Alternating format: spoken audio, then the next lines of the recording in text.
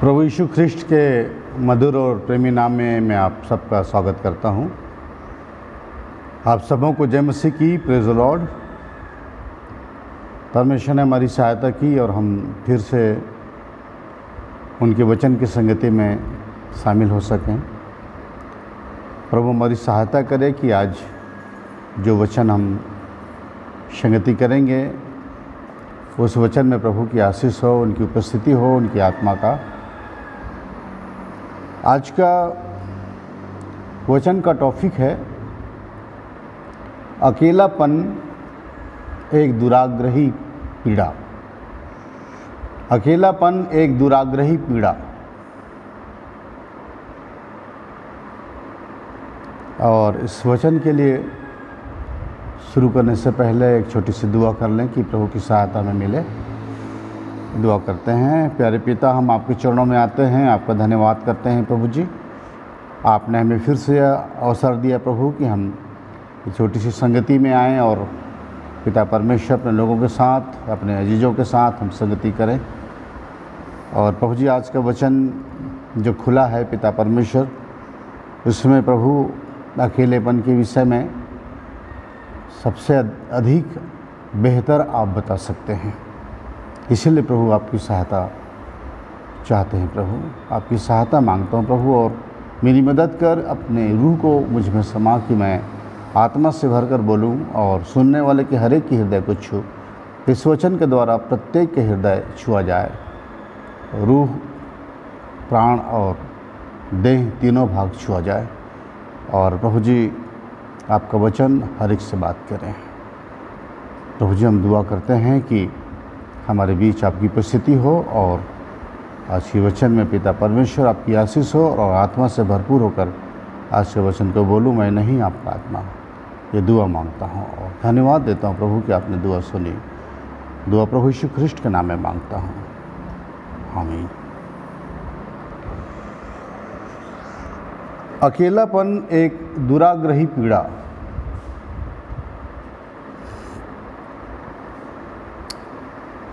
इसके लिए हम भजन संहिता की पुस्तक निकालेंगे 25 अध्याय को, और 25 अध्याय का 16 पद पढ़ेंगे। भजन संहिता 25 अध्याय का 16 पद। हे यहोवा, मेरी ओर फिरकर मुझ पर अनुग्रह कर, क्योंकि मैं अकेला और दीन हूँ। हे यहोवा, मेरी ओर फिरकर मुझ पर अनुग्रह कर, क्योंकि मैं अकेला और दीन हूँ। ये प्रार्थना है अकेले व्यक्ति का। अकेलापन, जिसके जीवन में अकेलापन आ जाता है, वो अपने आप को बहुत टूटा हुआ महसूस करता है, निराशा से भरा हुआ, टूटा हुआ। और वही ऐसी प्रार्थना कर सकता है कि मैं अकेला और दीन हूँ, मुझ पर अनुग्रह कर। हे यहोवा, मुझ पर अनुग्रह कर। ये अकेलापन मनुष्य को सबसे काट के अलग कर देता है। अकेलेपन बहुत दुखदाई है और बहुत पीड़ा से भरा हुआ है। अकेलेपन में मनुष्य अपने आप को औरों से अलग पाता है। उसे ऐसा लगता है कि जैसे दूसरे उसके दर्द को नहीं समझ सकते, या वो अपने दुखों को, अपने गम को, अपने दर्द को, अपनी कहानी को किसी और से नहीं कह सकता, किसी से भी नहीं। इसलिए मनुष्य को यहाँ पर कोई साथी नहीं मिलते, वो अकेला होता है। कोई ऐसा हमराज उसको नहीं मिलता, न ऐसा कोई हमदर्द मिलता है। इसलिए वो किसी से अपने दिल की बात, अपने जीवन की गुजरी हुई बातों को और अपने हृदय की पीड़ा को नहीं बता सकता, शेयर नहीं कर सकता। वो अकेला होता है। और ये अकेलेपन बहुत से लोगों की ज़िंदगी को ख़त्म कर डाला है। बहुत से लोग अकेलेपन के कारण से सुसाइड कर लिया, आत्महत्या कर लिया। उन्होंने अपने तकलीफ़ को, अपने दर्दों को, अपनी पीड़ाओं को, किस कारण उनके साथ ऐसा हुआ वो बता नहीं सके।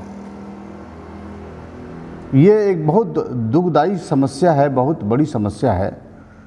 और आज मनुष्य भीड़ में भी अपने आप को अकेला पाता है। बहुत से लोगों की जीवन ऐसा है जो भीड़ में, बहुत से लोगों के बीच में या परिवार में भी अपने आप को अकेला पाता है। ये एक प्रार्थना है, एक मनुष्य की कहानी है जो केवल एक वचन पढ़ने से हमको समझ आती है, और वो भजन संहिता 102 अध्याय, भजन संहिता उसका 102 अध्याय का 7 पद में लिखा है, मैं पड़ा पड़ा जागता रहता हूँ, मैं पड़ा पड़ा जागता रहता हूँ और गौरे के समान हो गया हूँ जो छत के ऊपर अकेला बैठता है। देखिए अपनी तुलना किससे कह रहा है, वो कर रहा है वो। मैं पड़ा पड़ा जागता रहता हूँ, अकेलापन काटता है, अकेलापन मनुष्य को जीना मुश्किल करता है, उसे नींद नहीं आती और वो जागता रहता है।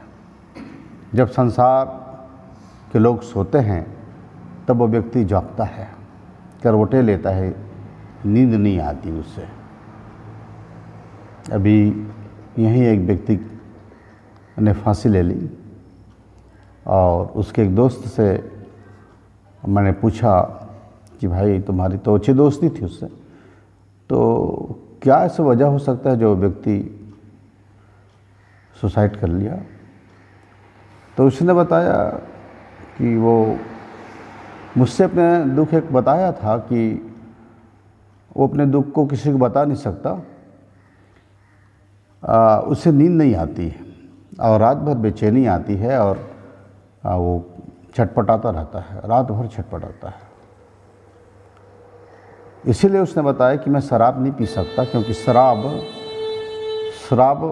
की गंध मुझे बहुत बेकार लगती है, बदबू में बर्दाश्त नहीं कर सकता, इसलिए मैं कुछ दूसरी चीज़ पीता हूँ, ऐसा चीज़ जो दवा के रूप में है, मिलता है दवा के रूप में पर नशा करता है, तो उसको पी के पड़ा रहता हूँ।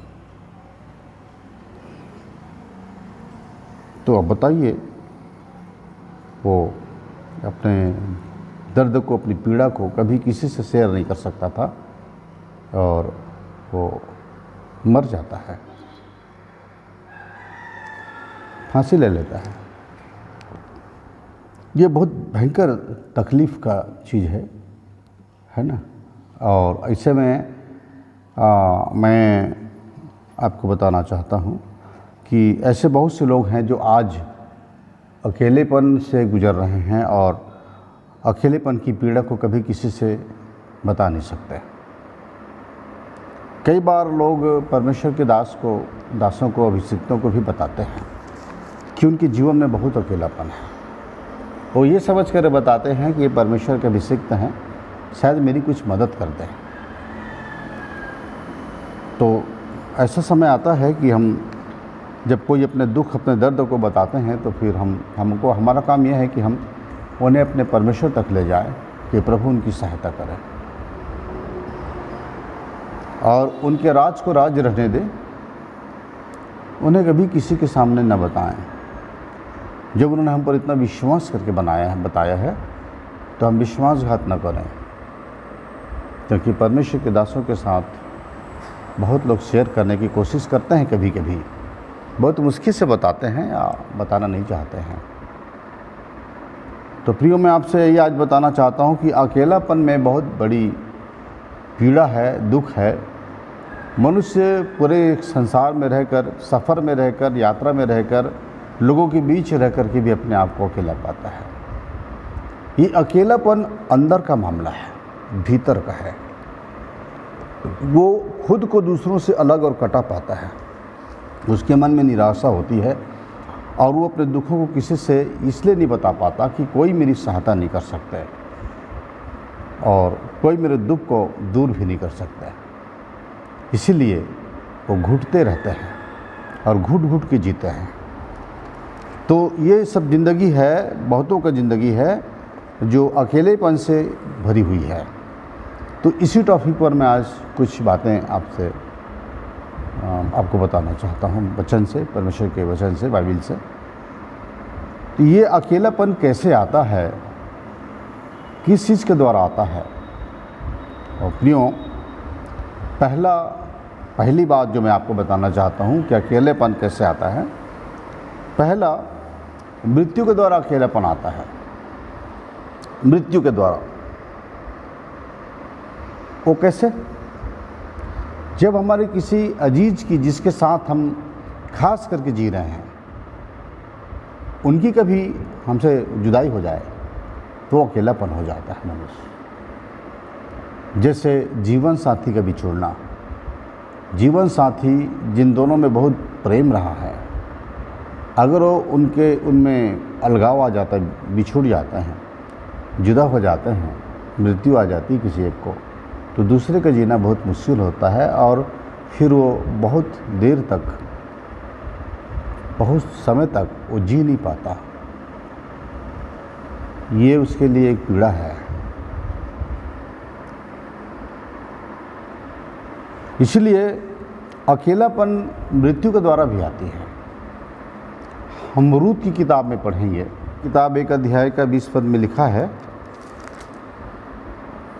उसने उससे कहा, मुझे नाओमी न कहो, मुझे मारा कहो, क्योंकि सर्वशक्तिमान ने मुझको बड़ा दुख दिया है। हाँ, यहाँ पर नौमी है। नौमी जब बैतलहम से मोआब देश में गई थी, तब भरापुरा गई थी। वो शादी होकर दुल्हन बन के अपने पति के साथ वो गई थी मोआब देश में, वहाँ काम करने के लिए पति के साथ गई। लेकिन जब मोआब से लौटती है बैतलहम वापस अपने देश को, इस्राएल को, जब लौटती है मोआब देश से, तो वहाँ की स्त्रियाँ उसको पहचान कर क्या बोलती हैं 19 पद में, अतः वे दोनों चल निकली और बैतलहम पहुँची। उनके बैतलहम पहुँचने पर सारे नगर में उनके कारण हलचल मच गई और स्त्रियाँ कहने लगी, क्या यह नौमी है? नौमी मतलब भरी पूरी खुशहाल, उसका नाम का अर्थ।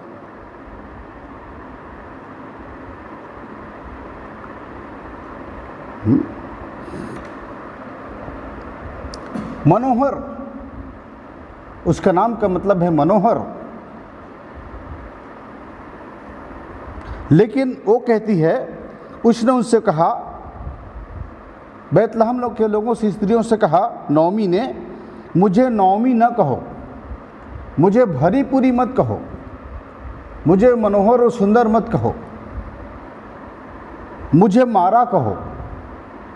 मारा का मतलब दुखियारी, विपत्ति के मारी हुई, सताई हुई, लूटी हुई, मुझे वो कहो,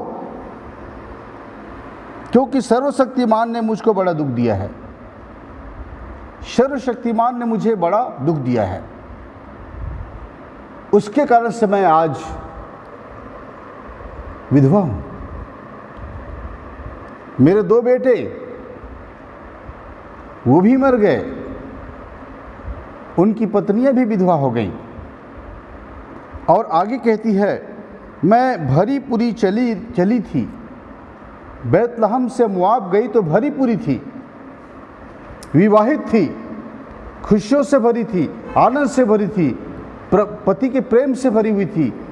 मेरे जीवन साथी मेरे साथ थे जो मुझे बहुत प्यार करते थे, और मैं बहुत खुशी के साथ उनके साथ देने के लिए, काम करने के लिए और अपने परिवार को शुरुआत करने के लिए मैं उनके साथ बाहर गई, दूसरे देश गई। तो लिखा है, कहती है वो, मैं भरी पूरी चली गई थी, परंतु यहोवा ने मुझे छूछी करके लौटाया है, छूछी करके, खाली करके लौटाया है। जब गई थी तब भरी पूरी गई थी, जब लौट रही हूँ वापस यरूशलेम बैतलहम को, तो मैं खाली लौट रही हूँ, खाली लौट रही हूँ।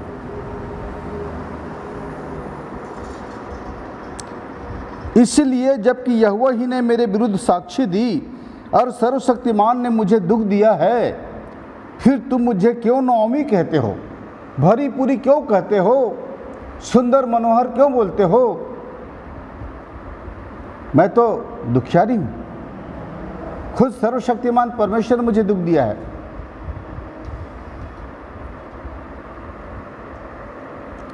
और दुख देने का कारण क्या था? अक्सर हम बहुत बार इन बातों को समझते नहीं। मृत्यु क्यों आती है, अकेलापन क्यों आता है, क्यों इस प्रकार से मनुष्य समय से पहले अपना साथी खो देता है या और किसी अजीज को खो देता है? इसका कारण एक और भी है, उत्पत्ति की पुस्तक में है 19 अध्याय,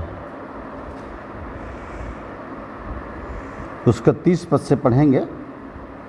19 अध्याय का 30 पद से। फिर लूत ने सूअर को छोड़ दिया और पहाड़ पर अपनी दोनों बेटियों समेत रहने लगा, क्योंकि वह सूअर में रहने से डरता था। इसलिए वह और उसकी दोनों बेटियां वहाँ एक गुफा में रहने लगी। तब बड़ी बेटी ने छोटी से कहा, हमारा पिता बूढ़ा है और पृथ्वी भर में कोई ऐसा पुरुष नहीं जो संसार की रीति के अनुसार हमारे पास आए, इसलिए आज हम अपने पिता को दान में मिलाकर उसके साथ सोए, जिससे कि हम अपने पिता के वंश को बचाए रखें। अतः उन्होंने उसी दिन रात के समय अपने पिता को दान मधु पिलाया। तब बड़ी बेटी जाकर अपने पिता के पास लेट गई, पर उसने न जाना कि वह कब लेटी और कब उठ गई। और ऐसा हुआ कि दूसरे दिन बड़ी बेटी ने छोटी से कहा, देख कल रात को मैं अपने पिता के साथ सोई, इसलिए आज भी रात को हम उसको दाल मधु पिलाएं, तब तू जाकर उसके साथ सोना कि हम अपने पिता के द्वारा वंश उत्पन्न करें। अतः उन्होंने उस दिन भी रात के समय अपने पिता को दाल मधु पिलाया और छोटी बेटी जाकर उसके पास लेट गई, पर उसको उसके भी सोने और उठने का समय का ज्ञान न था। इस प्रकार लूत की दोनों बेटियां अपने पिता से गर्भवती हुई। बड़ी एक पुत्र जनी और उसका नाम मुआब रखा। वह मुआब नामक जाति का जो आज तक है मूल पिता हुआ। और छोटी भी एक पुत्र जनी और उसका नाम बेनम्मी रखा। वह अमोन वंशियों का जो आज तक है मूल पिता हुआ। हाँ,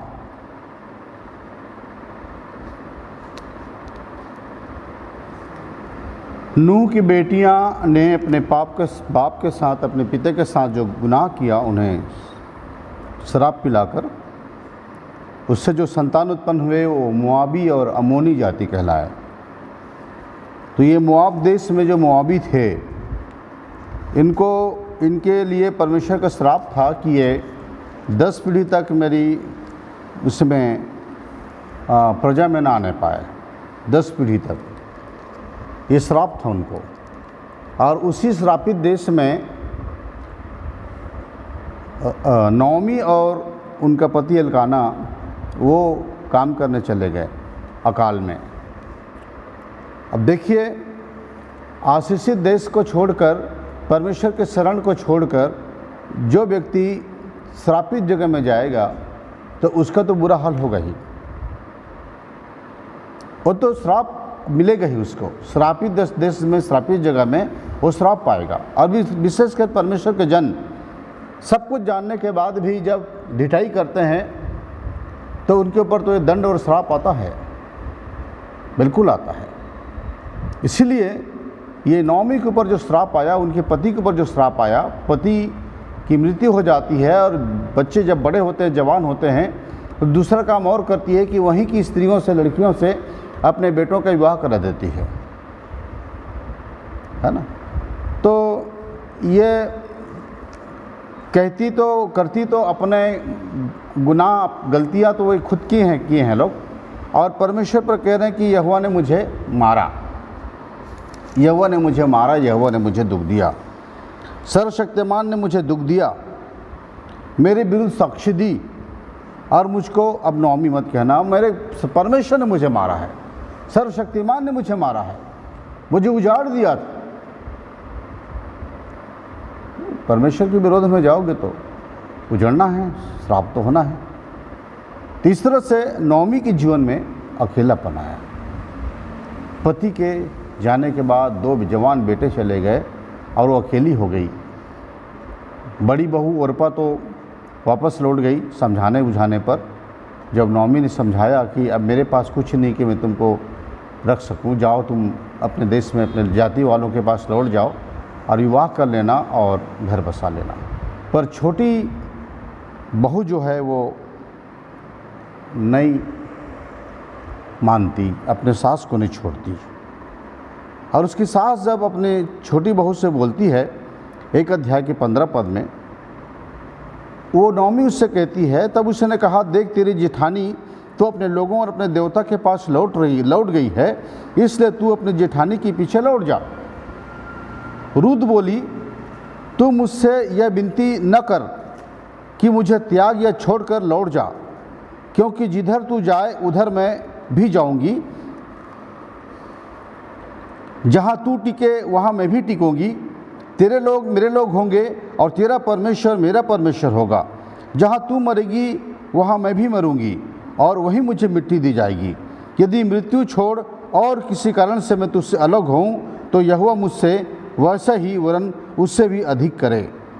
तब उसने देखा कि वह मेरे संग चलने को स्थिर है, तब उसने और कुछ न कहा। अतः वे दोनों चल निकली और बैतलहम पहुँची।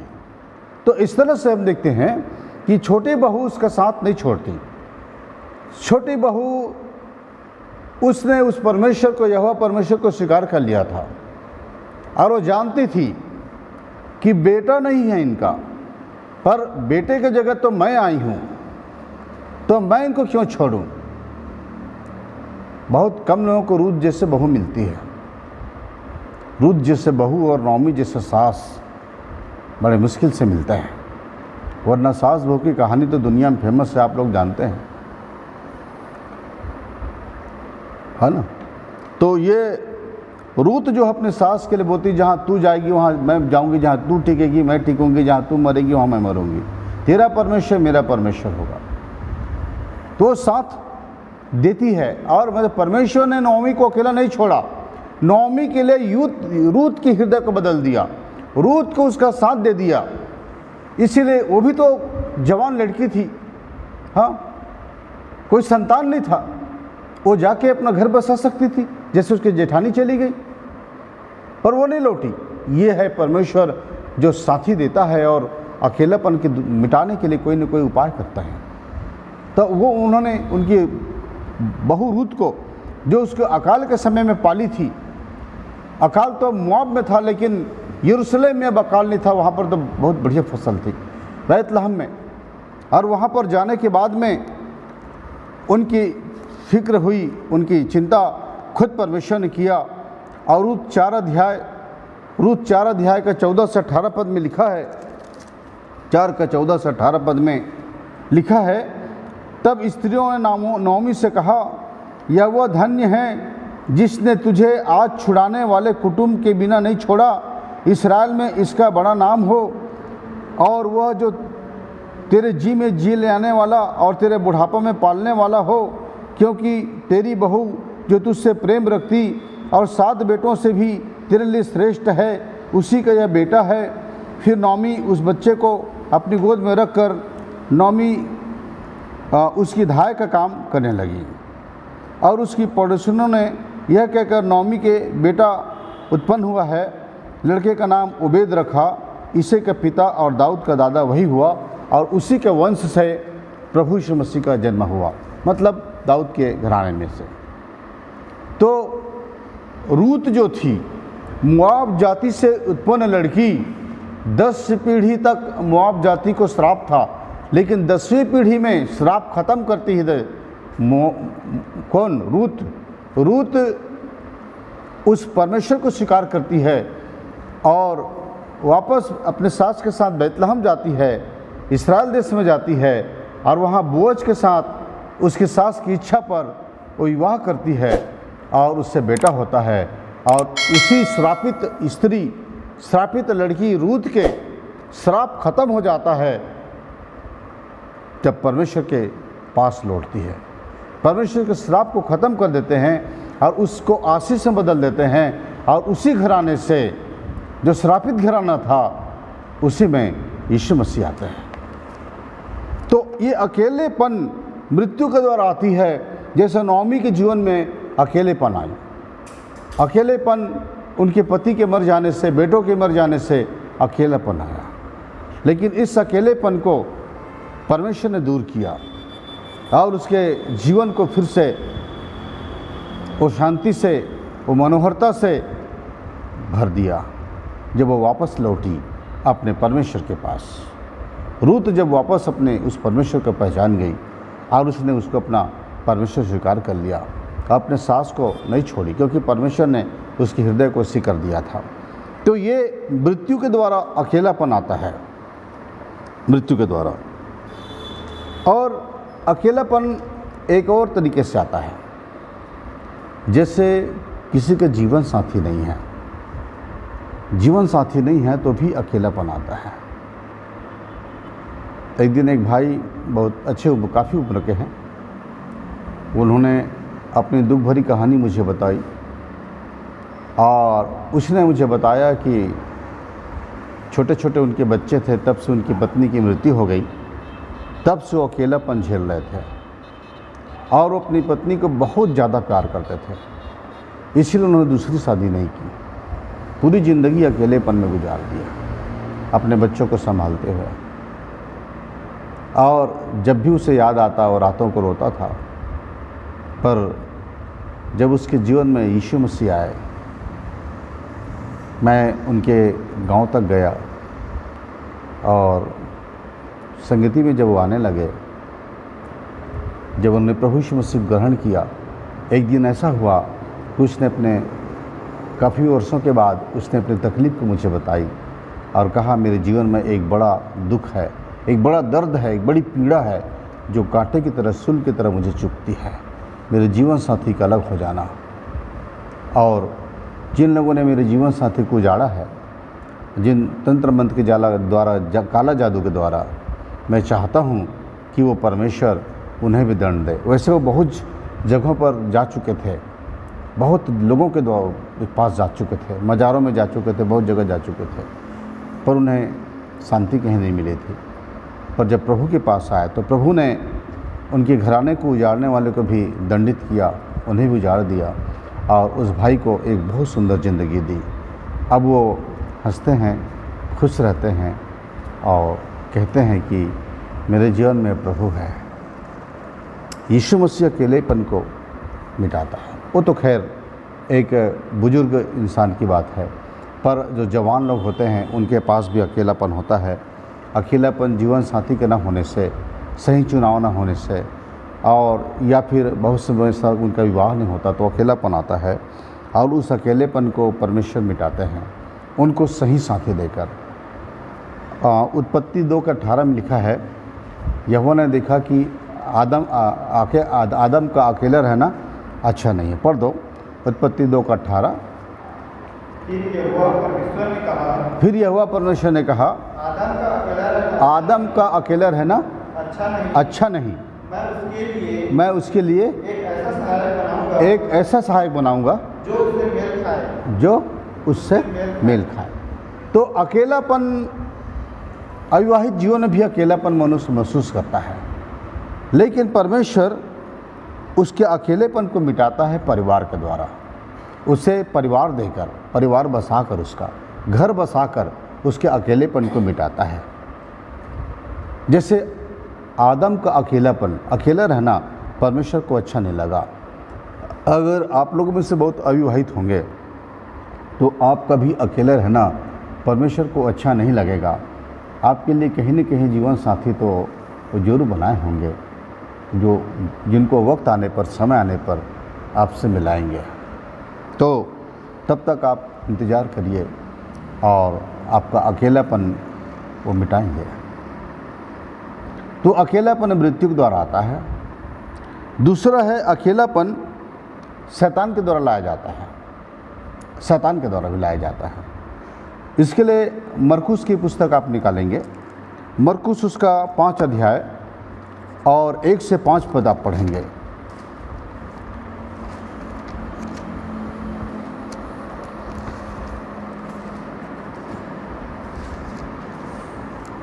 मरकुस 5 का 1 से 5 में लिखा है, वे झिल के बाद गिरसेनियों के देश में पहुंचे।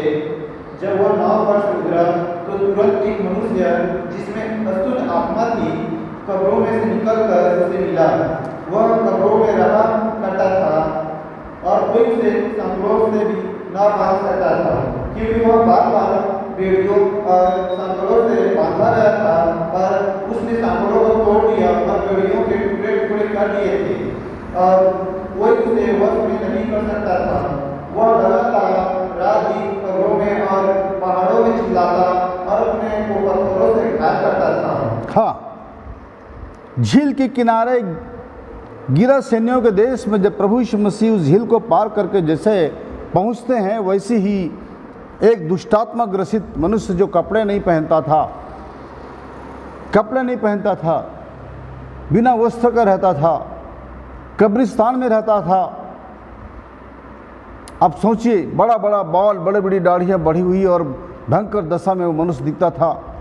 कब्र में लोग उसे जब बेड़ियों से बांधते थे, सांकलों से बांधते थे, उनको तोड़ देता था। उन्हें कोई बांध नहीं सकता था। केवल कब्रिस्तान में रहता था, वो दिन रात वहाँ पड़ा रहता था। उस जंगल में जिस रास्ते से प्रभु यीशु मसीह आए, उस रास्ते में मिला। अब शायद उनके डर से लोग उस रास्ते में नहीं जाते होंगे, उसमें सफ़र नहीं करते उस रास्ते में, क्योंकि वो व्यक्ति बड़ा भयानक व्यक्ति था। लिखा है उसमें कि वह लगातार रात दिन कब्रों और पहाड़ों में चिल्लाता और अपने को पत्थरों से घायल करता था। बहुत भयंकर चिल्लाता था, पत्थर ले लेकर अपने सिर को पूरा मारता था, घायल करता था। उसके डर से लोग उधर गुजरते नहीं थे जिस रास्ते से प्रभु यीशु मसीह आए। और जब प्रभु यीशु मसीह उस रास्ते से आए, वो मनुष्य, कब्र में रहने वाला मनुष्य अकेला था क्योंकि दुष्टात्माओं से ग्रसित था। 6000 की सेना उसके अंदर थी। एक दुष्टात्मा किसी मनुष्य के भीतर आ जाती है तो उसको छुड़ाना मुश्किल होता है। उसको पकड़ने वाले को 5-7 लोगों को फेंक देते हैं लोग। तो 6000 दुष्टात्माएं जिसके अंदर हो, उसके शरीर में कितना बल और ताकत होगा। अब आप लोग पागलों को, दुष्टात्माओं से ग्रसित लोगों को देखते होंगे, कई बार रोड में चलते रहते हैं, जाते हैं, दाढ़ियाँ बड़ी होती, बाल बड़े रहते हैं, हाँ, फटे चिथड़े पहने रहते हैं, घूमते रहते हैं, कई दिन खाए नहीं रहते वो लोग। फिर उनके शरीर में कहाँ से ताकत रहता है? आप 2 दिन ना खाओ तो आपको वीकनेस लगने लगेगा, कमजोरी आ जाएगी आपको। वो कहाँ से चलते हैं? इतने लंबे लंबे चलते रहते हैं। बहुत सी जवान लड़कियों को देखो, स्त्रियों को देखो, कपड़े फेंक दे, बिना कपड़े के घूमते हैं। सोचिए, ये जिसका ब्रेन को पकड़ लिया ना शैतान, जिसका दिमाग ख़त्म कर दिया, वो इंसान गया। इसीलिए आज शैतान लोगों को, ब्रेन को खोखला कर रहा है। और इसके लिए अभी बहुत जवान लड़के लड़कियां पागल हो रहे हैं, बहुत से लोग। और ज़्यादा जवान तो बहक गए हैं शराब में, नशे में। शैतान ने उनको बोतल पकड़ा दिया है, जिसको देखो उसके हाथ में बोतल है। सबसे ज़्यादा भीड़ शराब दुकान में है, भट्टियों में मिलता है। लोगों को बोतल पकड़ा दिया, बोला तुम्हारा दिमाग में पकड़ लूँगा तो तुम किसी काम के नहीं हो, निकम्मे हो, तुम्हें बर्बाद करने में मुझे कोई तकलीफ़ नहीं उठानी पड़ेगी, आराम से बर्बाद करूँगा।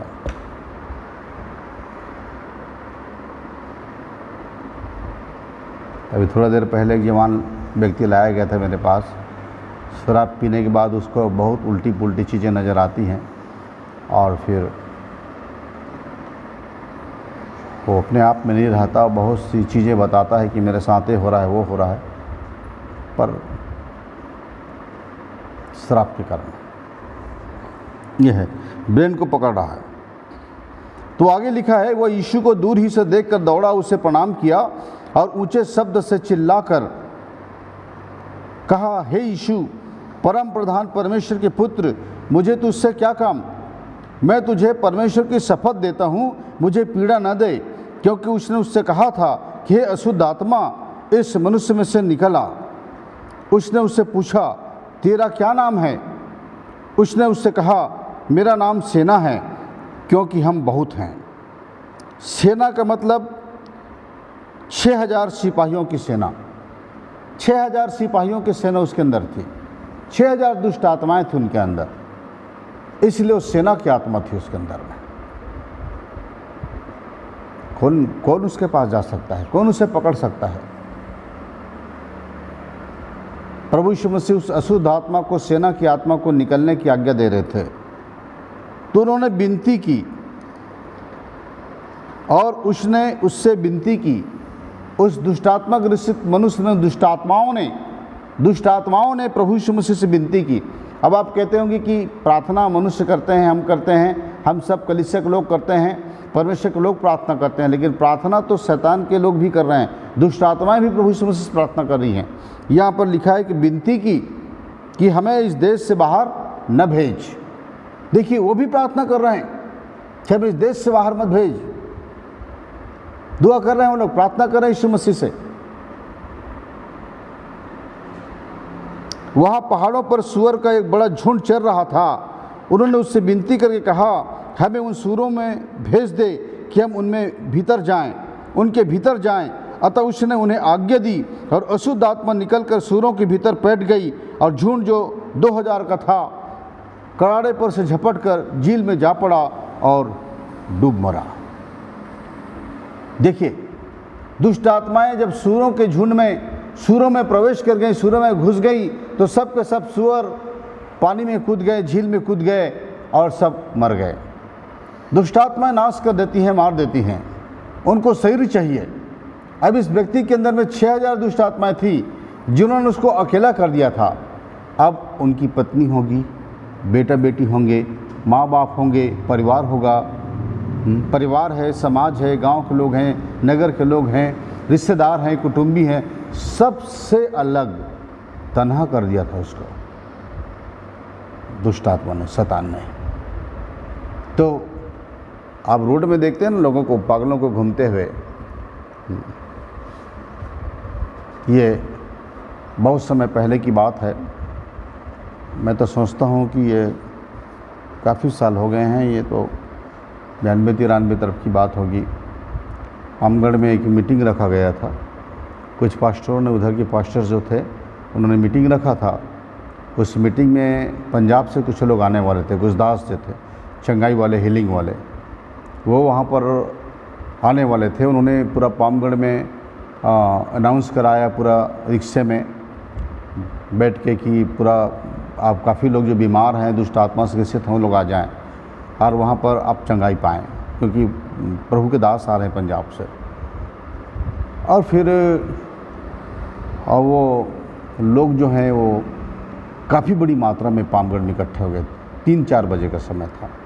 उनमें से उनका जो पास्टर का लीडर था, उन्होंने मुझसे कहा था कि सर आप भी आएंगे इस मीटिंग में। मैं बोला भाई आज संडे का दिन है, मैं इसमें संडे में बिजी रहूँगा, मैं नहीं आ पाऊँगा। उन्होंने कहा सर आपका 3 बजे तक अगर आप छोड़ देते हैं संडे को, वर्शिप को, तो फिर आप आ जाएंगे। मैं बोला ठीक है, देखूँगा। पर 3 बजे के बाद मैं पहुँच गया वहाँ पर बस से, और वहाँ पर पहुँचा तो देखा कि भीड़ तो बहुत बड़ी है, पर उसको भीड़ को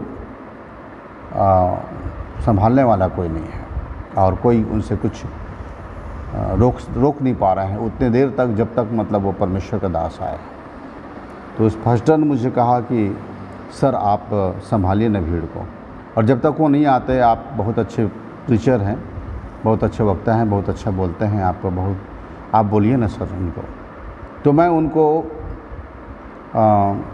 लगभग 2.5 घंटे, 2 घंटे 2.5 घंटे करीब मैंने वचन बता के सबको पश्चाताप तक ले आया, पश्चाताप तक ले आया, मन फिराव तक ले आया उनको, उतनी बड़ी भीड़ को।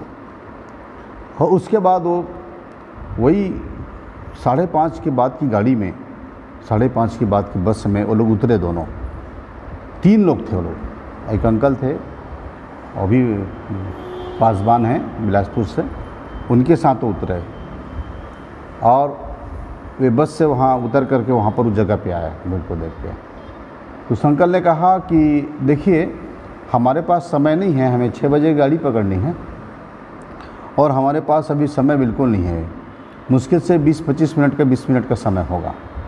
ये 20 मिनट के समय में आप क्या बता सकते हैं? कुछ नहीं बोल सकते आप। और फिर मैं बाग साहब को जानता हूँ, वो बहुत अच्छे प्रभु के दास हैं और उन्होंने इनको वहाँ तक ले आया होगा। मैं बोला अंकल चिंता मत करिए, मैं इनको पूरा पश्चाताप तक ले आया हूँ, पश्चाताप करा भी चुका हूँ, आप लोग प्रेयर कर सकते हैं। तो उन्होंने कहा चलिए आप सीधा प्रेयर करिए। तो उनमें से एक दास जो थे वो खड़े, दोनों जो खड़े थे, उनमें से एक ने कहा, उत्पत्ति की पुस्तक निकाली, उन्होंने कहा कि पाप के कारण से, मनुष्य के पाप करने के कारण से इस दुनिया में मृत्यु आई, बीमारी आया, रोग आया, श्राप आया, और उसके लिए यीशु मसीह को आना पड़ा ताकि यीशु मसीह द्वारा सब श्राप, बीमारी, रोग, शैतान सब दूर हो और एक मनुष्य का उद्धार हो, छुटकारा पाए, एक सुंदर ज़िंदगी संसार में जीने पाए। तो मैं आप लोगों के लिए प्रेयर करना चाहता हूँ। आप लोग जितनी स्त्रियां हैं एक साइड लाइन लगा लीजिए पूरे, और जितने जेंट्स हैं, पुरुष हैं, वो एक साइड लाइन लगा लीजिए। और उसके बाद फिर उन्होंने प्रार्थना शुरू किया। 2 लोग थे, एक लेडीज़ की तरफ, एक जेंट्स की तरफ, वो प्रार्थना शुरू किए। और प्रार्थना शुरू किए तो उन्होंने बड़ी विचित्र प्रार्थना की जो मुझे आज तक समझ नहीं आता कि ये प्रार्थना कैसे उन्होंने से की। उन्होंने लोगों से एक बात कही, लोगों को ऐसा करने लगे लोग, और उन्होंने कहा कि चक्कर आ, चक्कर आ, चक्कर आ, चक्कर आ, चक्कर आ। तो लोगों को चक्कर आने लग गया और धड़ाधड़ लोग गिरने लगे चक्कर से। अब उसके बाद ये पास्टर, जो लोग लोकल पास्टर थे, वो लोग जाकर के उनसे पूछते थे, माइक के पास लाते थे स्टेज पे और बोलते थे कि क्या है, आपको क्या बीमारी थी? वो बोलते थे सीना में दर्द था। अब ठीक है, पता नहीं, अभी कैसा लग रहा है? चक्कर लग रहा है। किसी को लाते बोलते क्या था? सिर दर्द था, ठीक हो गया, अब पता नहीं, तो कैसे, अभी कैसा लग रहा है? चक्कर लग रहा है। तो उनको छोड़ते भी नहीं बन पा रहा था, सबको चक्कर ही लग रहा था। तो पीछे में बहुत से लोग खड़े थे, वो लोग बोलने लगे ये कैसे प्रचारक हैं, ये कैसे यीशु मसीह के लोग हैं जो सबको चक्कर खिला रहे हैं। आश्चर्यचकित थे वो लोग। और उसके बाद वो बस को आते देखे तो वो अंकल ने कहा, देखिए भाई अभी हमारी बस आ रही, आखिरी बस है, इसके बाद हमको निकल जाने इसी बस में, और उसके बाद हमारे लिए बस नहीं है, हम चलते हैं, दूसरी बार आएंगे तो फिर हम आपके लिए प्रार्थना करेंगे। भाग गए लोग बस में बैठ के। अब उतनी पब्लिक और पास में बहुत से लोग खड़े थे जो देखने वाले थे तमाशा, वो सब खड़े थे। अब वो पास्टर बहुत बड़ी मुश्किल में आ गए। उन पास्टरों ने कहा कि भैया सर हम तो फंस गए, हमको लोग पीटेंगे, मारेंगे लोग, धोखा देने के लिए, धोखा दे के बुलाने के लिए। सर आप कुछ करिए, सर आप इनके लिए कुछ प्रार्थना करिए। मैं बोला मुझे क्यों फंसा रहे हो?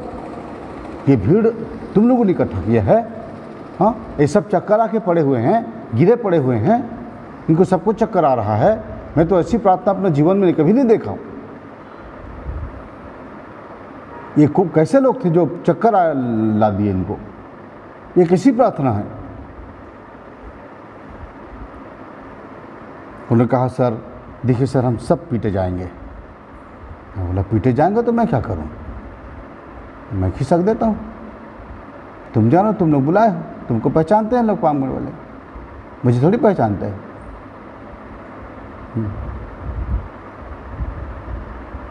तो लोग बहुत रिक्वेस्ट की, सर देखिए सर थोड़ा संभाल लीजिए सर, प्रभु के लिए ऐसा करिए सर, नहीं तो हम सब जितने पास्टर हैं सब मार पीटे जाएंगे। मैं बोला तो सबको लाते जाओ, मैं प्रेयर करता जाता हूँ। सबके लिए मैंने प्रेयर किया, उनके लिए करीब 1.5-2 घंटे मैंने प्रेयर किया और नॉर्मल प्रेयर उनके लिए होता गया और चक्कर भी ठीक लगा उनको, अच्छा आराम लगने लगा। मैंने बोला देखिए मैं ज़्यादा दूर नहीं, एक लोहर्षी नाम के गांव में हूँ, मेरी मिनिस्ट्री वहाँ है, मेरी सेवकाई है, वहाँ आप लोग आ जाइए, आपके साथ जो भी दिक्कत परेशानी मैं आप लोगों के लिए प्रार्थना करूँगा, आप वहाँ आइए। तो पीछे खड़े लोग बोल रहे थे हाँ ये जो प्रार्थना करें सही प्रार्थना कर रहे हैं, ये सही प्रार्थना कर रहे हैं। अब उसके बाद मेरी टेस्ट हुआ, लोगों ने देखा कि अब इस पास्टर को पकड़ा जाए, तो उन्होंने एक भयंकर पागल जो रोड में घूम रहा था उन दिनों पामगढ़ में, काफ़ी लंबा था, हाइटेड था, बड़ी बड़ी दाढ़ी, बड़ा बड़ा बाल, भयंकर मैले चिथड़े थे उसके, उस पागल को पकड़ के ले आए। उन्होंने मुझसे कहा देखिए सर ये जो घूम रहा है ना पागल, इनसे बात करिए ना। मैं बोला पूछ क्या बात करूँ भाई? बोला इनके लिए आपको प्रार्थना करना सर। मैं बोला इनके लिए कैसे? रोड में चलते पागल के लिए कोई भी किसी आदमी के लिए प्रार्थना करने को बोलते हो जी? वैसे थोड़ी प्रार्थना होता है। देखिए मैं इनको 2-2.5 घंटे बताया हूँ, प्रस्ताव कराया हूँ, तब कहीं जाके इनके लिए मैंने प्रार्थना किया है। दरअसल वो मीटिंग वो पंजाब वाले लोगों की नहीं थी, वो मेरी ही मीटिंग थी समझिए। तो वो गैदरिंग तो की गई थी लेकिन वो मेरे लिए ही था। मैं इसे बाद में समझा, परमेश्वर ने मुझे उपयोग किया वहाँ। अब वो पागल को ले आया, मुझे बड़ा मुश्किल में पड़ गया। मैं पागल, इतना भयंकर पागल को ये लोग रोड से पकड़ के ले आए और बोलते हैं प्रार्थना करो। बोलो देखिए भाई ये कहाँ का है, कैसा है, मैं कैसे इसके लिए रोड चलते आदमी के लिए प्रार्थना कर दूँ। बोले सर देखिए, अगर आप पास्टर हो और यीशु मसीह के लोग जन हो, आपको करना पड़ेगा सर, नहीं तो देख लेना आप। पूरा बहुत बड़े भीड़ थी वहाँ पर और काफ़ी जवान लड़के लोग थे वहाँ पर। अब मैंने उन सबको देखा, वो लोग तो अलग मूड में थे, मैंने मारने पीटने के लिए खड़े थे वो लोग। मैंने उस आदमी से पूछा, उस पागल से, क्या नाम है तुम्हारा? तो उसने कुछ बोला, वो मैं ये समझ नहीं पाया कि कन्नड़ भाषा में बोल रहा है, कर्नाटक साइड का है कहीं का वो, और कुछ भाषा अलग ही भाषा थी। उसको तमिल से भी अलग समझ नहीं आ रही थी, तमिल भी नहीं था, वो अलग ही भाषा थी उसकी, कन्नड़ में था वो भाषा बोल रहा था, कुछ समझ नहीं आ रहा था। कहाँ रहते पूछने पर भी वो कुछ नहीं, उल्टा पुल्टा क्या क्या बताया और समझ नहीं आया, कुछ भी नहीं समझ आया। मैं बोला देख रहे भाई, इनकी बातों को कुछ समझ नहीं आ रहा है। इतने भयंकर पागल को आप लोग तुरंत मतलब मुझे कह रहे हो कि आप इसे चंगा कर दो, तुरंत ठीक कर दो। आप तुरंत ठीक कर दोगे तो हम जानेंगे कि आप यीशु मसीह के हो और यीशु मसीह चंगा करता है, वरना आप लोग सोच लेना कि आप लोग साथ क्या होगा। मैं बोला अच्छा फंसा, मैं तो मीटिंग ये लोग कराए, फंसा मुझको दिए। मैं उस पागल पर सीधा हाथ रखा और परमेश्वर से कहा, प्रभु जी मैं नहीं जानता कि ये आदमी कहाँ का है, लेकिन बहुत भयंकर पागल है, और आज आपके दास की परीक्षा है प्रभु। अगर ये चंगा नहीं होता तो लोग न जाने मेरे साथ क्या क्या करेंगे। मेरे साथ जो भी कर ले प्रभु, मुझे चिंता नहीं है। मुझे मारे पीटे, मुझे मार दें, इसकी चिंता नहीं है, लेकिन आपका नाम बदनाम ना हो, आपका नाम पर ये लोग उंगली न उठाएं। आप महिमा के परमेश्वर हैं, सारे ब्रह्मांड के स्वामी हैं। आज आपका नाम की इज्जत रख ले प्रभु, इस दास की भी।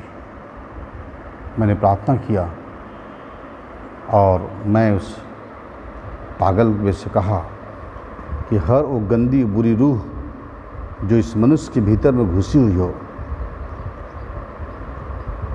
यीशु मसीह के नाम से निकल जाओ।